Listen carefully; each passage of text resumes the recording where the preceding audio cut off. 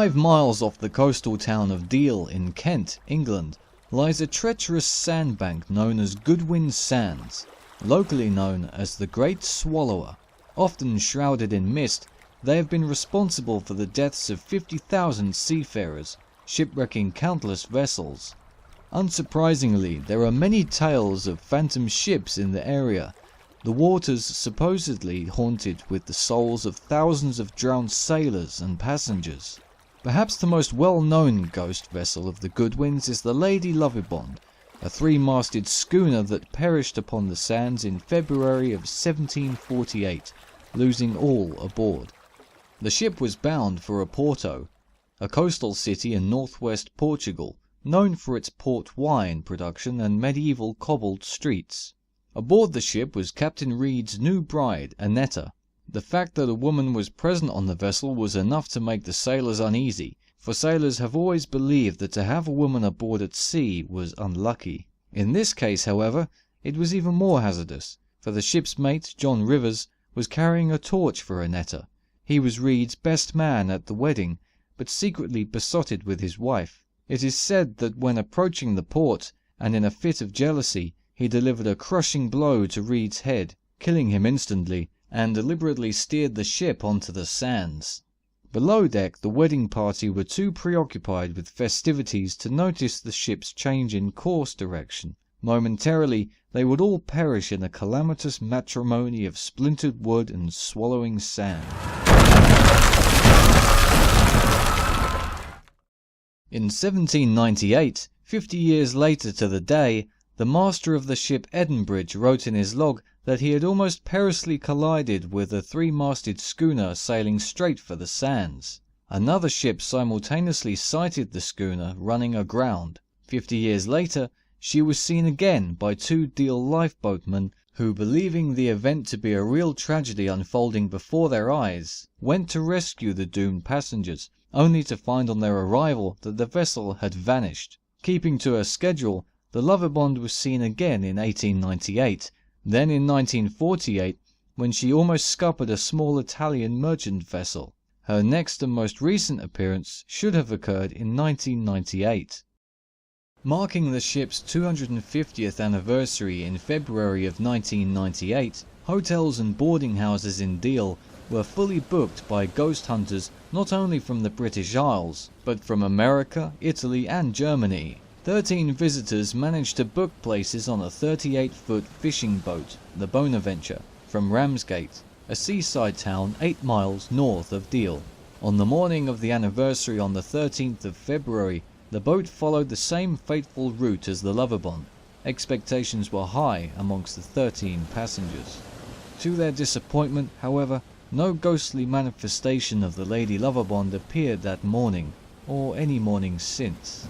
A local historian, David Collier, put forward that the origin of the myth lay at the feet of smugglers, who operated at their height during the 18th century in Deal, Kent. He said, "How better to keep people away from your nefarious activities than to invent a ghost story?" Collier makes a solid argument with this assertion. It is also worth considering that if all hands died during the tragedy, how have we come to know of the love triangle between Reed, Annetta and Rivers, and that this was the supposed cause of the wrecking of the Lovibond? Considering these points, one has to wonder whether there is any truth to the legend.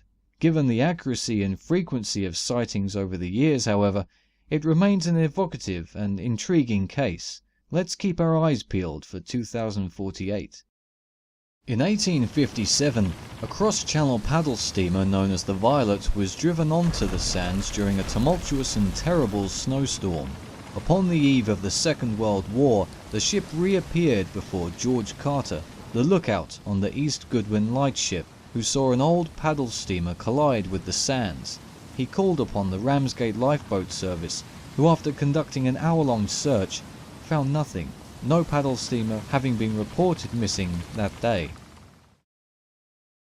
The Goodwin Sands are also known to be the resting place of the fabled drowned island of Lemire, the bells of which are said to toll beneath the canopy of the North Sea. The origin of this legend stems from 11th century Saxon England. Lemire was supposedly flooded as a result of its owner, the West Saxon Earl Goodwin, who failed to maintain its sea walls. Another telling of the legend expands on this, describing Earl Godwin's supposed fall from favour and the subsequent redistribution of his land to St. Augustine's Abbey of Canterbury by William the Conqueror. The abbot of the abbey in this version is the guilty party, having failed to maintain the island's walls before a storm and flooding in 1099 brought about the island's destruction. Oddly, there is no record that the island ever existed. The island is not mentioned in the Doomsday Book, but according to historian Edwin Guest, this omission may have been a result of the island having been destroyed before the compilation was made in the wake of Duke William of Normandy assuming control after the Battle of Hastings.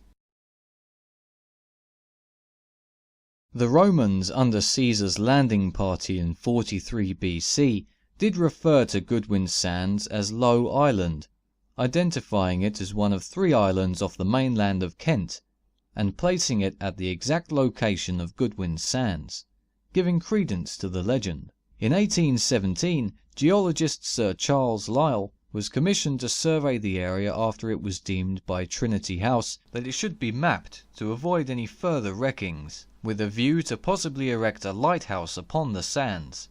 After drilling down 78 feet, he found that the sands sat atop eroded blue clay, ultimately resting on a strata of chalk, not unlike the foundations of the Isle of Sheppey. Having said this, most professional geologists maintain that such an island has in all probability never existed. The domain of 50,000 lost souls, the devourer of over 2,000 ships, both meek and majestic, and the grave of a Saxon Atlantis, the Goodwin Sands are a beautifully treacherous and mysterious 10-mile stretch of shifting sandbar, a navigational nightmare to seafarers, and a harbour of roaming ghost ships to those willing to suspend disbelief. Thank you for joining me on this installment of British folklore, myths and legends. If you enjoyed this video, feel free to like, share and subscribe. I'll see you next time.